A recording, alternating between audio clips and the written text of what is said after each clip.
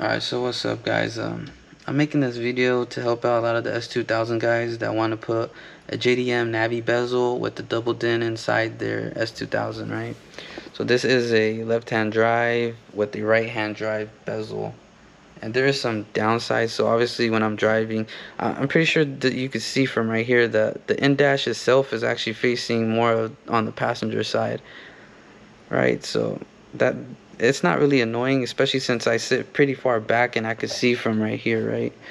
So here, let me give you guys a better, that's my eye view right there, right? So, oh shit, right here, I can see it pretty well. So I'm gonna take everything off and I'm gonna show you guys how I used it. But I just want to start off by saying that the only way this works without cutting your vents, or obviously you're gonna have to break some tabs in order to get everything to fit in. You have to, there's no way around that. But those tabs, they're not really doing anything besides pushing or holding the vent in place. So when you put this in here, this actually pushes on the vents to give it a better airtight seal, you feel me? So I mean, obviously, some people don't want to break those tabs, but if you're gonna do this, you're gonna have to break them no matter what. And so let me actually give you guys the model number that I use. Let me just so this is a DMX 4707S, right? The Kenwood models, and that's just a short chassis double din. Anything that's about less than, I want to say, 3 inches will fit in here, and it's gonna be pretty tight, right? Because it does come out a little bit, obviously not that much, but it does come out like how this is flushed right here. I mean, obviously that's because it's facing like this for the right hand drive, right? So let me see if you guys see that. Like, imagine the steering wheel right here. You feel this actually faces perfectly for the passenger, which is, which kind of sucks. There's no way to change that unless someone 3D prints the left-hand drive box. I'm pretty sure there is some people that already did that, but you guys probably gotta contact them from like Instagram or some shit like that. And I don't really fuck with PayPal and shit like that, so I just bought this off of eBay and I just fitted everything on like that, right? So I'm gonna take everything off and I'm gonna show you guys how, well, I'm gonna try to take everything off as best as I can to show you guys this, right? So excuse me. So first thing I'm gonna say is that you're gonna have to remove this bezel and the airbag in order to get the mounting points. So I'm gonna show you guys where the mounting points are and everything like that too. So sorry about that. My GoPro got overheated. So before I even get into taking the bezel off, I wanted to show you guys the fitment of it. And let me get my light on. So from here, right, and obviously you see that little hole is where you could put a flathead and pry it out, right? Because it does snap in. It should snap into place, right? So hopefully I'm getting a good view. Alright. Same thing on this side. But I just wanted to show the fitment, right? And obviously with the 7-inch screen, you're gonna have to find a bezel, a little trim bezel that actually fits. So you do have a gap on the bottom simply because of the indash, or the bezel is, the JDM bezel only fits a 7-inch. So it fits a 7-inch, meaning that the screen itself is 7-inch, but if you put a bezel on it, depending on what size the bezel is, it's not gonna fit. So that I ran into that problem, right? So I did use a Mortify. DCI for Kenwood. I retained all the functions of right here. Alright, so all those buttons still work. Shout out to Mortify for making a good product. All the wires were perfect length to shove in the back and have. I actually have extra. I have some in this cubby right here, so I put it in here. There's a lot of wires. I mean, I could have just cut them down shorter, but Mortify made them perfect length. So shout out to him. So I'm gonna try to figure out how to mount the GoPro, and I'm gonna show how I pried this out and do all that stuff. You feel me? So I'll be right back. Alright, so hopefully I got the GoPro mounted pretty well. I'm hoping you guys can see all this. So let me just take this out. I'm just gonna pry on it like that. It comes out perfectly, you feel me? So that was it. So it goes in like that, and then you just shove everything into there, right? So if you do it the way I did it, you should be able to do that, right? Alright, so that was taking it off, right? So let me take the GoPro down and show you guys the inside of it now. Alright, so I took some pieces out to make this easier to move out now. So my bad about not recording that, but so I cut the whole side piece right there. There is a side piece right here. I had to cut that all out, but I'm trying to figure out how the fuck I'm gonna show you guys those mounts. I probably gotta take it off of this little gauge shit, but so let me get a better view. So I don't know if you guys can see these two right here, right? These two guys right here, they come factory for, I have O2, so factory for, I hope O2 or not any type of S2000, but for mine and up, I'm pretty sure all of these are gonna be here. And what that does is mount, there's a side bracket right here, right? I had to cut that whole thing off because I didn't want to make my my hole any bigger. It wouldn't shove in without that. So I had to cut that, and I had to cut this sides off too. But as you can see, there's one right here. Let me get a better one right here, and then one right there on top. I don't know if you guys see it. It's right there. So those are the two that go on the side. And then there is, I'm gonna have to take this out. So let me try my best to take my indash or my double din out as much as I can. So I'll be right back with that.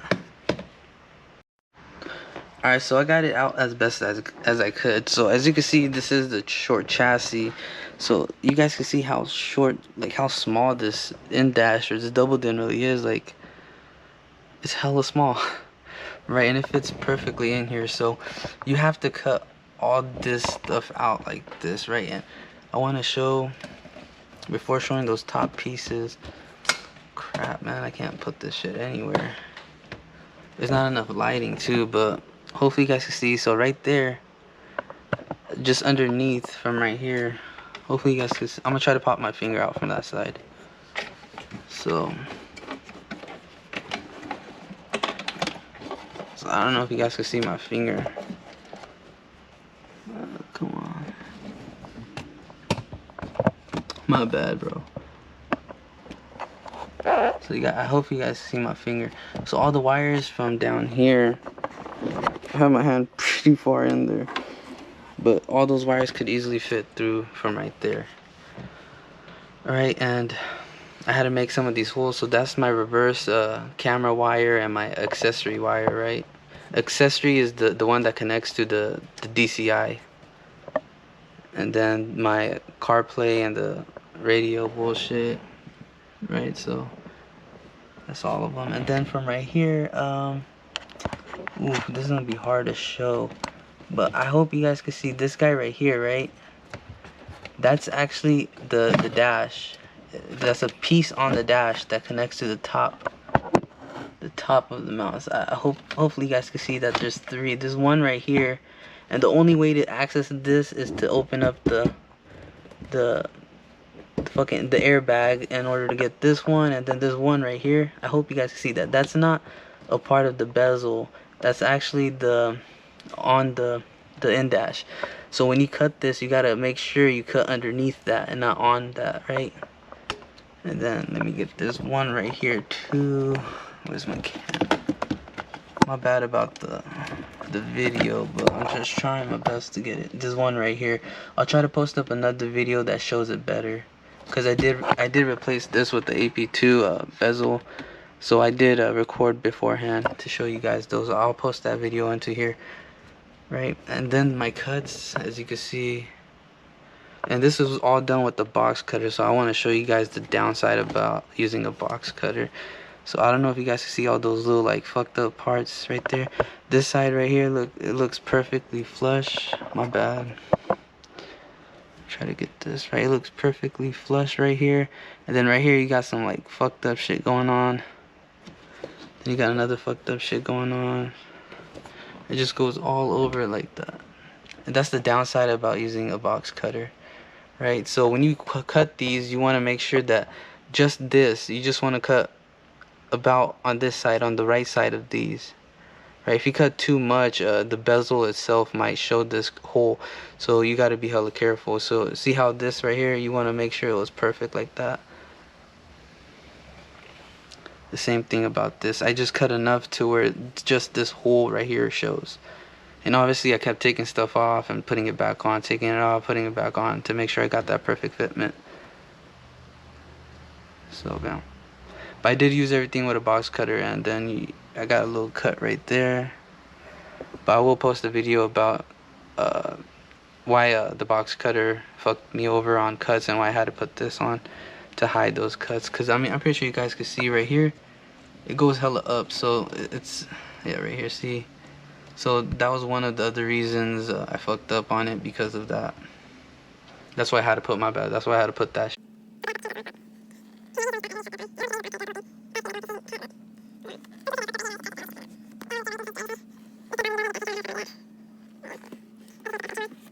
shit there. But hopefully you guys can see those mount. That's my main thing right there. There's one right there, and there's one right there, and there's obviously one on the other side. So those are the three areas that get bracked up. Then there's another one right here, and another one down there, right there, and right there. That's the two for the side. But I had to cut those off simply because I wanted the double in to fit in perfectly. So I had to cut those ones off too. But it's on there pretty well, you know. It's not moving or anything. And I only have the three top ones on, and this bottom one right here as well. Right, so I just want to let you guys know. I did put a cardboard piece there simply because I wanted it to be more popped out. I could have just hot glue gunned it, and that would probably been a better, you know, solid, a bit more solid than a cardboard. I'm probably gonna do that later on though. But those are all the mounting points right there. Right, if you guys have any other like questions, make sure you guys hit me up on it.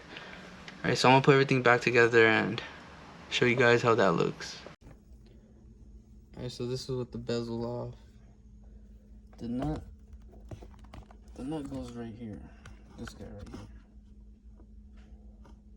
So you know what, I got this. I'll show you. Right here. Right there. Right. There is a piece, this piece right here. I had to break it. Right here. I had to break that. Because this part right here goes and connects onto right here to hold this vent in place, right? So I don't have anything holding this vent in place, and it's on there, it's still on there. So is the back one. There's no gaps, and as you can see, the wires, sorry for the camera, but the wires are all good. There's enough clearance back there. I could, if I wanted to, take this piece off more, and I could shove it a little bit more back, but it's hitting the back of this back case right here. It's actually hitting the vent for the passenger side. But you do have a lot of room to do this, right? Still got a lot of room, bro. Alright, so here's everything put back together. As you can see, looks legit. You can see that gap now a lot, you know, because of the sunlight. But when the top's up, it's perfectly fine, and especially if you're sitting right here, you can't really tell at all. But the passenger, even at the passenger side, the eye level right here, you can only see when sunlight like hits it. I mean, obviously I'm in like in the garage, so there's not that much sunlight hitting it, but you could see it a lot more when the sunlight hitting it. So the fitment, look at that fitment. Fitment is perfect, you know. It's just exactly the same way as I took it off, right? So hopefully this helps you guys, you know what I mean? And hopefully you guys do a better job than I did, especially since you know, now you know where the mounting points are. So thanks for watching.